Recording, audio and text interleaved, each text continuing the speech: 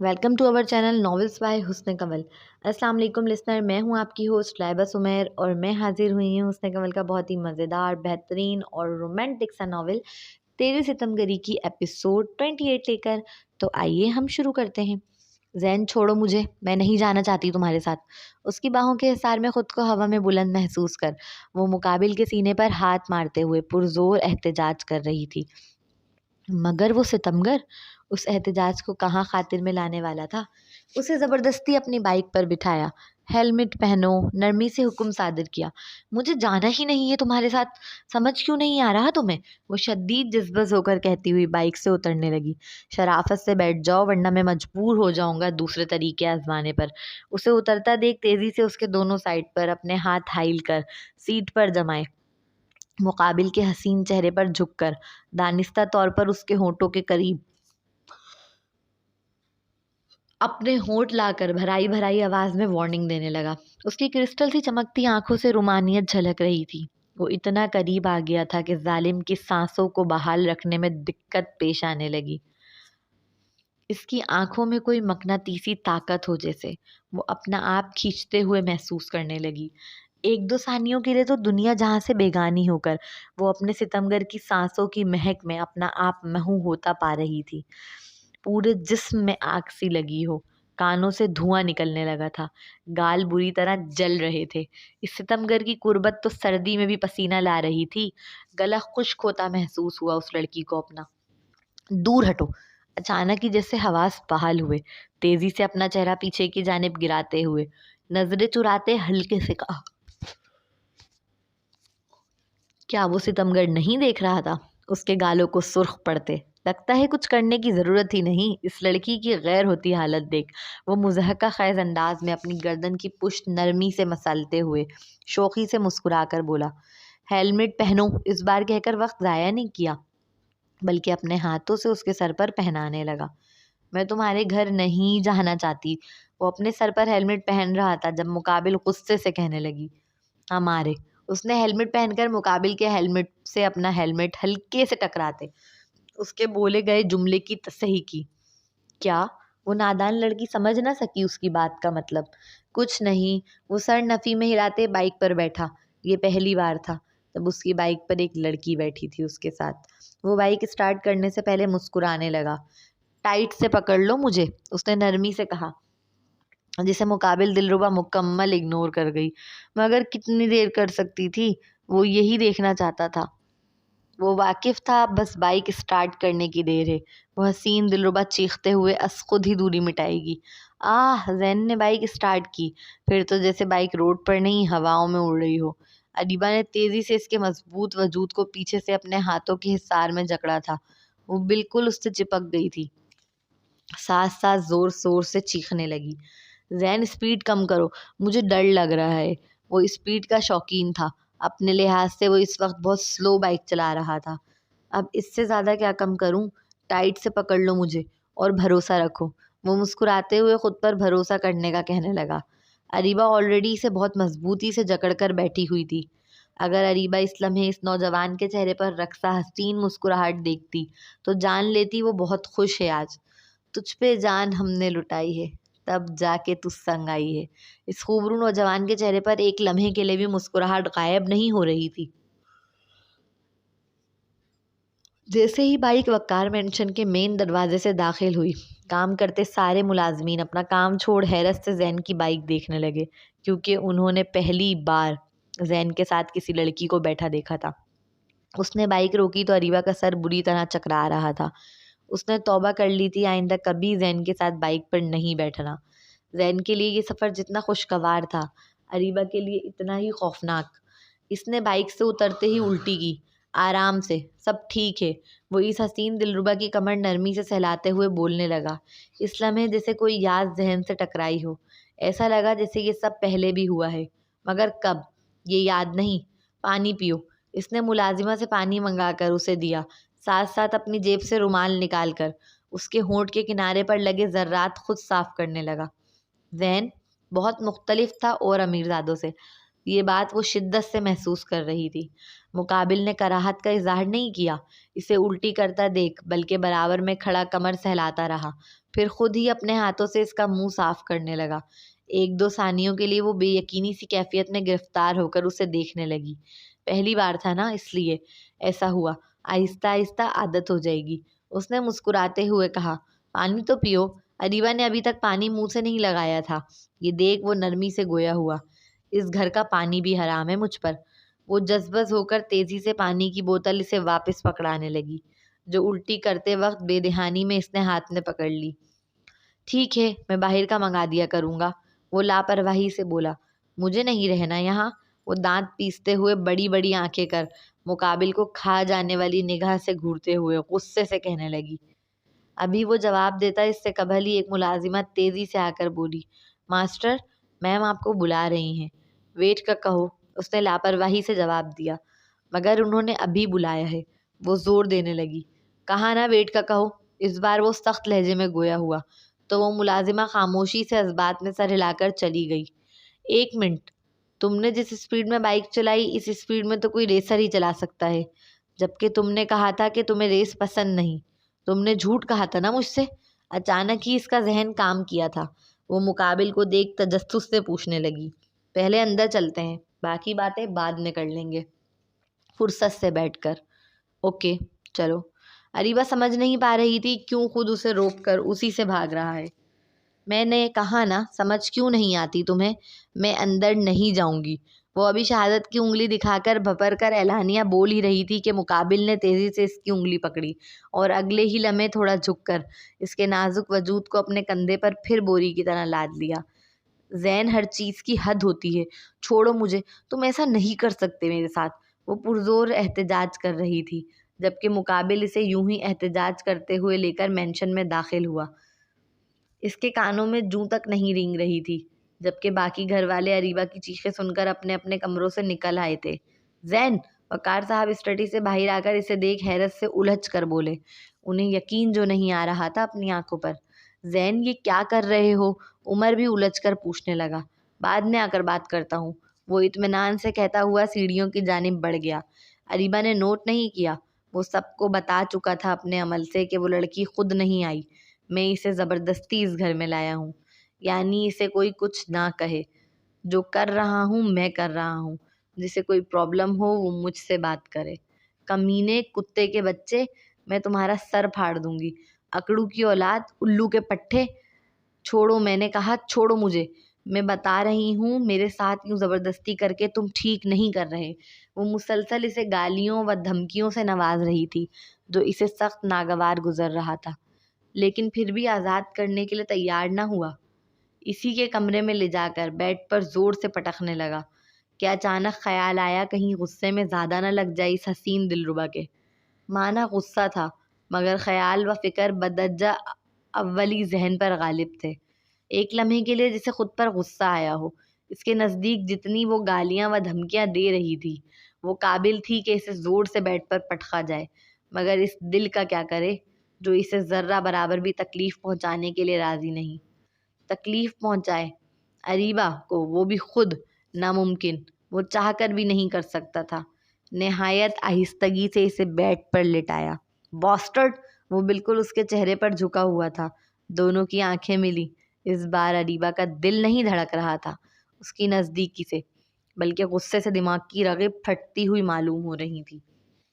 دانت پیستے ہوئے مقابل کے منہ پر گالی دی۔ یوں گالیاں نہ دو، تم جیسے حسین دشمنوں کے لیے ہم سزائیں بھی نرالی رکھتے ہیں، گالی کے جواب میں لب چوم لیا کرتے ہیں۔ اس کے نازک جسم پر مکمل قابض تھا وہ۔ اریبہ نے ہاتھ سے دور دھکیلنا چاہا تو حسین ستمگر نے اس کے دونوں ہاتھوں کی انگلیوں میں اپنی دونوں ہاتھوں کی انگلیاں الجھا کر اپنی طاقت کا نفس استعمال کرتے بیڈ سے لگا دی، پھر اس کے لبوں کے قریب اپنے ہونٹ لا کر شریر لہجے و رومانیت سے اس کی آنکھوں میں جھانکتے بھرائی آواز میں کہا، اب دو گالی۔ اس نازک جان پر مکمل قابض ہوئے ہلکے سے ہونٹوں کو جنبش دیتے ہوئے چیلنج دیا۔ مقابل نے اپنا تھوک بھی بمشکل گلے میں نگلا۔ گالی کہاں سے دیتی؟ اس حسین نوجوان کی قربت جان پر شدید بھاری تھی، لگا جیسے اب جان نکلی کہ تب نکلی۔ گال و کان مکمل سرخ پڑ گئے تھے اور آنکھیں خوف کی شدت سے پھیلی ہوئیں۔ وہ ایک لمحے کے لیے بھی نظریں نہیں ہٹا رہی تھی کہ کہیں کوئی واردات پیش نہ آ جائے۔ کیا ہوا؟ بولتی کیوں بند ہے؟ وہ ایک آئی برو اچکا کر چہرے پر مسکان و آنکھوں میں فتح کا غرور لیے استفسار کرنے لگا۔ وہ خاصا محظوظ ہو رہا تھا اس لڑکی کو سرخ پڑتا دیکھ۔ پلیز مجھے جانے دو، میں تھک گئی ہوں۔ میں تم سے یا کسی سے بھی نہیں لڑنا چاہتی، میں صرف اپنے گھر اپنے ملک جانا چاہتی ہوں۔ میں ہار گئی، پلیز مجھے جانے دو۔ کبھی کبھار جو کام طاقت بازو سے نہیں ہوتا وہ آنسوؤں سے ہو جاتا ہے۔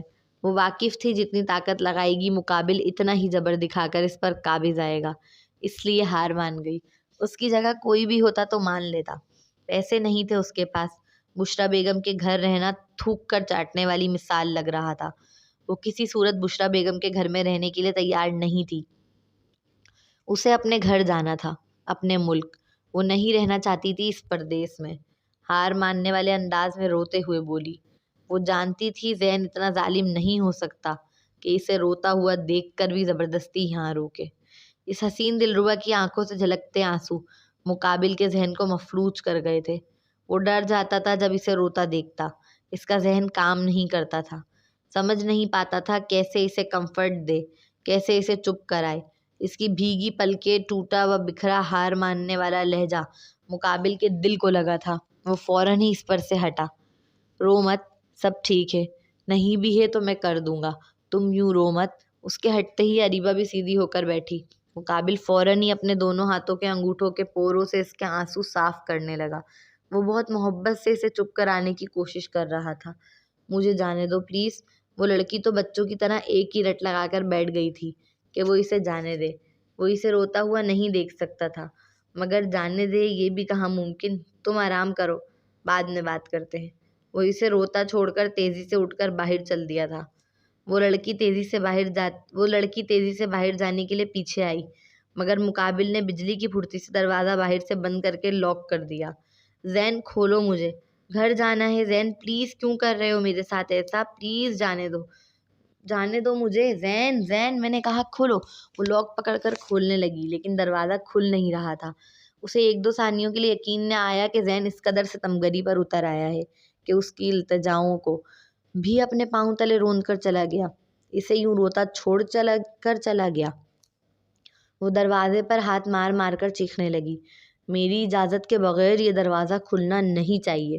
اس نے پاس کھڑے سارے ملازمین پر ایک ساتھ نظر ڈال کر رعبدار انداز میں حکم صادر کیا۔ اس لمحے وہ زین نہیں تھا، کم از کم وہاں موجود کسی شخص کو نہیں لگ رہا تھا۔ کہاں سیدھا سادہ اپنے کام سے کام رکھنے والا خاموش مزاج ذہن، اور کہاں یہ جنونی نوجوان۔ اگلا سین۔ وہ نیچے آیا تو سب گھر والے اسے عجیب نگاہوں سے دیکھ رہے تھے۔ زین، یہ سب کیا ہے؟ اس لڑکی کو اس طرح گھر لانے کا کیا مطلب؟ وقار صاحب بولتے اس سے قبل ہی بشریٰ بیگم آگے آ کر اس کے روبرو کھڑے ہو کر بھپر کر پوچھنے لگیں، میں اپنی بیوی کو اپنے گھر نہ لاؤں تو کہاں لے کر جاؤں؟ اس کا انکشاف جہاں سب کے کان کھڑے کر گیا تھا، وہیں بشریٰ بیگم کا تو دل ہی ہلا گیا تھا۔ زین نے یقیناً ان کے سر پر ایٹم بم پھوڑا تھا۔ کچھ ثانیوں کے لیے ان کا دماغ گھوم کر رہ گیا تھا۔ اتنا بڑا دھماکہ کرنے کے باوجود وہ نہایت نارمل انداز میں ان کے سامنے کھڑا دونوں ہاتھ پینٹ کی جیب میں ڈالتے آئی برو اچکا کر نرمی سے استفسار کرنے لگا۔ کیا کہا؟ بیوی؟ بشریٰ بیگم بے یقینی سے دہراتے ہوئے اپنے کانوں پر یقین کرنا جو محال تھا۔ وہ دو کوڑی کی لڑکی جس کے وجود سے بھی انہیں گھن آتی تھی، جسے انہوں نے اپنے آفس میں کام کرنے تک کے قابل نہ سمجھا، وہ اب ان کے اکلوتے بیٹے کی بیوی تھی۔ جی میری بیوی، یہ رہا ہمارا میرج سرٹیفکیٹ۔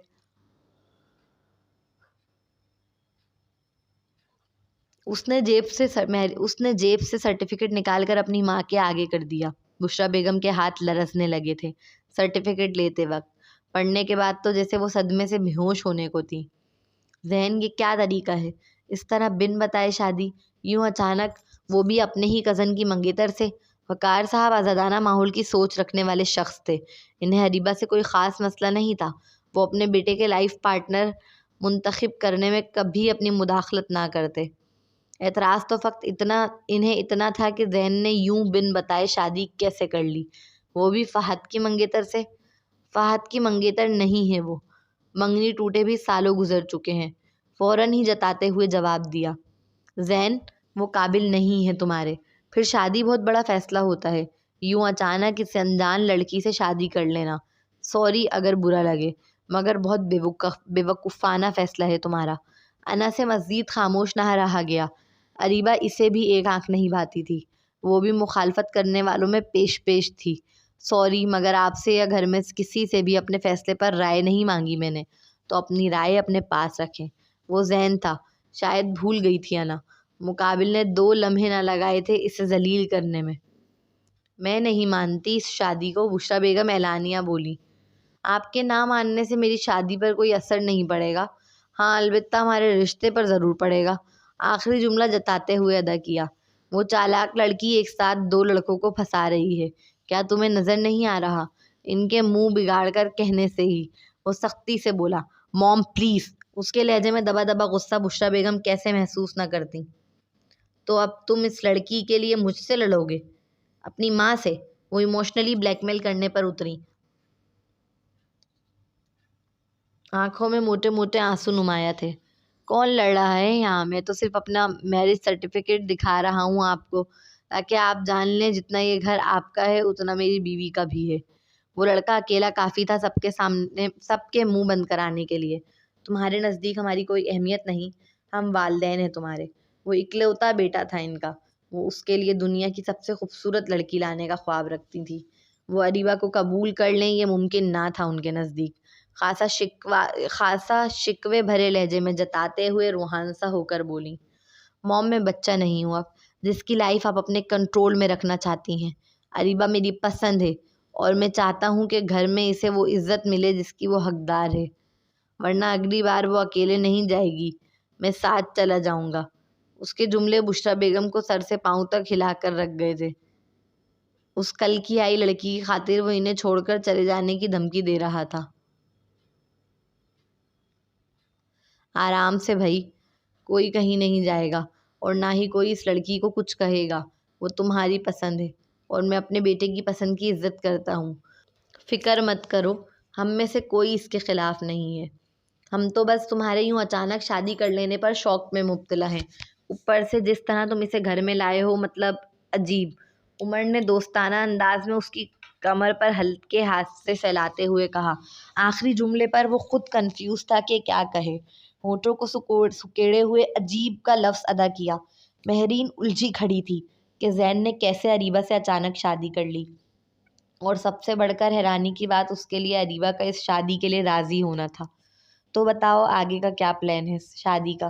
ابھی وقار صاحب بڑے دوستانہ انداز میں زین سے پوچھ ہی رہے تھے کہ وہ تیزی سے بیچ میں بات کاٹتے ہوئے گمبھیر لہجے میں بولا، ابھی کچھ نہیں، میں تھوڑا وقت دینا چاہتا ہوں اپنے رشتے کو۔ بس اس کا جملہ سننا تھا کہ بشریٰ بیگم تیزی سے منہ بسور کر بولی، یہ شادی سے پہلے کرنے کے کام ہوتے ہیں، انا اور عمر سے ہی کچھ سیکھ لیتے۔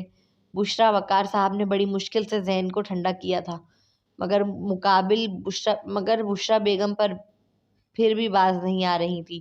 یہ دیکھ وہ گھوری سے نوازتے ہوئے اشارتاً خاموش رہنے کا کہنے لگے، ٹھیک ہے، جیسا تم اور تمہاری وائف چاہے۔ وقار صاحب اسے مطمئن کرنے لگے، جبکہ بشریٰ بیگم انگارے چبا رہی تھی۔ شکریہ ڈیڈ، موم کو سنبھال لیجیے گا پلیز۔ مسکرا کر شکریہ ادا کرتے ہوئے اپنے والد کے گلے لگا، ساتھ ساتھ ان کے کان میں آہستگی سے منتی انداز میں التجا کی، جس پر وہ بھی مسکرا دیے۔ پسند اچھی ہے تمہاری، اس کے والد نے تعریف کی تو مزید گرم جوشی سے ان کے وجود پر اپنی باہوں کے حصار میں جکڑ لیے۔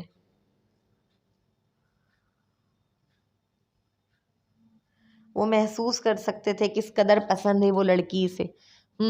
ویسے مبارک ہو۔ وہ اپنے باپ کے گلے سے ہٹا تو عمر مبارکباد دیتا اس کے گلے لگا، خوشی خوشی مبارکباد قبول کی۔ وہ دروازہ بجاتے بجاتے وہیں بے سوس سی ہو کر بیٹھ گئی، پھر اچانک شدید غصے کی لہر پورے جسم میں سرایت کرنے لگی۔ اٹھ کر دروازے کو پن کر دیا، اگر وہ باہر نہیں جا سکتی تو باہر والا اندر بھی نہیں آ سکتا۔ کچھ وقت گزرا تو بیٹھے بیٹھے بھی تھک گئی، پھر خالی ذہن کے ساتھ وہیں دروازے کے پاس ہی لیٹ گئی۔ اریبہ، اریبہ! وہ غنودگی کے عالم میں تھی جب کسی کے پکارنے کی آوازیں کانوں کی سماعت سے ٹکرانے لگیں۔ امی، کیا آپ آئی ہیں؟ وہ آواز نہیں پہچان پا رہی تھی، بخار کی شدت سے آنکھیں کھل ہی نہیں رہی تھی، اس لیے غنودگی کے عالم میں بڑبڑانے لگی، وہ کھڑکی توڑ کر کمرے میں داخل ہوا تھا۔ اس حسین نوجوان کی جیسے جان ہلکان ہوئی۔ اسے بخار میں فرش پر لیٹا دیکھ خود میں سمٹ کر وہ بری طرح کانپ رہی تھی۔ اریبہ، اس نے ہلکے سے چہرے پر تھپکا، مگر مقابل نے آنکھیں نہ کھولی۔ اگلے ہی لمحے تیزی سے باہوں کے حصار میں اٹھا کر اسے بیڈ کی جانب لایا۔ پھر ڈاکٹر کو کال کرنے کے بعد اس کے بے سوس سے مجسمے کو افسردگی سے نہارنے لگا۔ ڈاکٹر کے چیک اپ کر کے جاتے ہی اسے اپنے ہاتھوں سے دوائیاں کھلائیں۔ ای مجھے معاف کر دو، میں سچ کہتی ہوں، میں بہت محبت کرتی ہوں تم سے۔ پلیز پلیز پلیز مت جاؤ، میں تمہاری خاطر اتنی دور چلی آئی ہوں، پلیز مجھے چھوڑ کر مت جاؤ۔ ای وہ غنودگی کے عالم میں اپنے سامنے ایک لڑکے کو دیکھ رہی تھی جس کے ہاتھ سے اس کا ہاتھ چھوٹ رہا تھا۔ وہ چیخ چیخ کر اسے اپنی محبت کا یقین دلانے لگی، منتیں کرنے لگی کہ اسے چھوڑ کر نہ جائے۔ مجھے ایک موقع تو دو، مجھے چھوڑ کر مت جاؤ۔ زین اس کے برابر میں بیٹھا، اس کی پیشانی پر ابھی کول بیچ لگا ہی رہا تھا کہ وہ بدحواسی کے عالم میں اچانک کا نام چیختے ہوئے اٹھ کر بیٹھی۔ زین ابھی کچھ کرتا اس سے قبل ہی وہ بدحواسی و جنونی حالت میں بیڈ سے آنن فانن اتر کر باہر کی جانب کا نام پکارتی منتیں کرتی ہوئی بھاگنے لگی۔ سب ٹھیک ہے، پرسکون رہو۔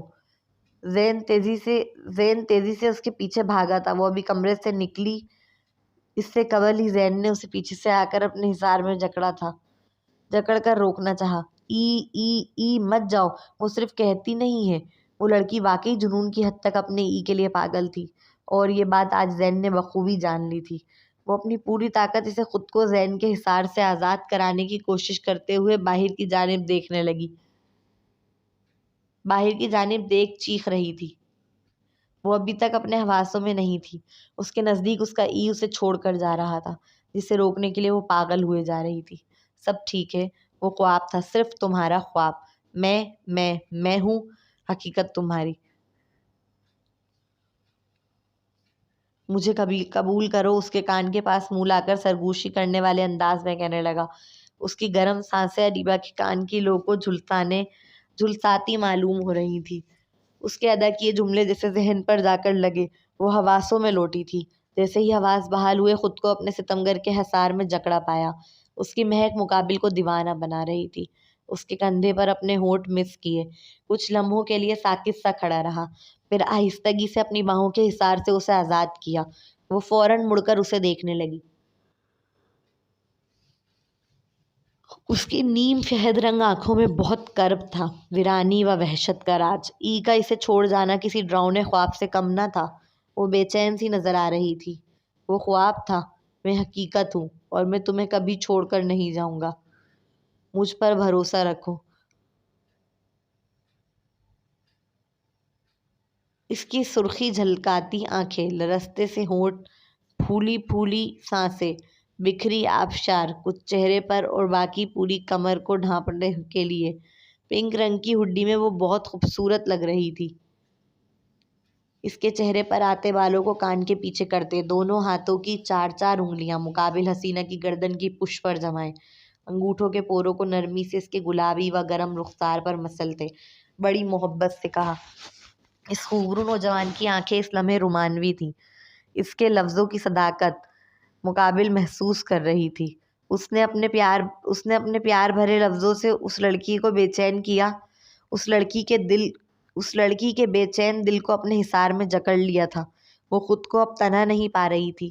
اپنے جملے ادا کرتے ہی بڑی محبت و الفت و شدت سے مقابل کی پیشانی کا بوسہ لیا۔ اس حسین دلربا کا دل زور زور سے دھڑکنے لگا۔ تم میرے ہو نا؟ نہایت محبت و زن غالب کے ساتھ استفسار کیا، کیونکہ دل کو قرار ایسے ہی نہیں آ جاتا۔ زین اس کی زندگی میں آنے والا پہلا مرد نہ تھا، مگر اس کی قربت سے دل کو چین نصیب ہوتا، قرار آتا تھا، ایک سرور سا چھا جاتا تھا۔ ذہن دلائل و ثبوت ڈھونڈ رہا تھا، جبکہ دل بغیر کسی دلیل و ثبوت کے اس کی قربت میں دھڑکنے لگتا ہے۔ ابھی زن غالب تھا، زن غالب شک سے زیادہ درجے پر فائز ہوتا ہے، اور یقین سے کم۔ بات ابھی یقین تک نہیں پہنچی تھی، اس کے باوجود ذہن پہچانے یا نہ پہچانے دل پہچان رہا تھا کہ یہ شخص وہی ہے جس کی وہ راہ تکتی ہے، جس کی وہ آرزو کرتی ہے، جس سے دل ملا ہے اس کا۔ کیوں مجھے زبردستی اپنا ای بنانے پر تلی رہتی ہو؟ کوئی ثبوت ہے تمہارے پاس؟ وہ اپنے ہاتھ سے اس کے چہرے سے ہٹاتے ایک قدم پیچھے ہو کر دونوں ہاتھ سینے پر فولڈ کر مضحکہ خیز انداز میں استفسار کرنے لگا۔ کیونکہ میرا دل دھڑکتا ہے تمہارے لیے، اس نے صاف گوئی سے جواب دیا، جیسا وہ محسوس کرتی تھی۔ پھر وہ دوری جو مقابل نے دونوں کے درمیان حائل کی تھی، ایک قدم پیچھے ہو کر وہ مٹاتے اس کے قریب خود آ کر آنکھوں میں آنکھیں ڈال کر کہا، اور رہی ثبوت کی بات تو تمہیں بتا دوں، بس ملنے کی دیر ہے۔ پھر یوں سوال نہیں پوچھوں گی، بلکہ سب کے سامنے کالر پکڑ کر اعلانیہ کہوں گی کہ تم میرے ای ہو، صرف اور صرف میرے۔ ایک ایک لفظ خاصا جتاتے ہوئے ادا کیا، اس کی نیم شہد رنگ آنکھوں سے جھلکتی جنونیت وہ چاہ کر بھی نظر انداز نہیں کر سکتا تھا۔ اور اگر میں تمہارا ای نہ ہوا تو؟ اس نے سنجیدگی سے استفسار کیا۔ اگر بعد میں تمہیں پتہ چلے کہ دل غلط انسان کے لیے دھڑک رہا ہے، تمہارا ای تو کوئی اور ہے، پھر کیا رپلائی دو گی؟ پھر پھر کیا کرو گی؟ پھر کیا کرو گی؟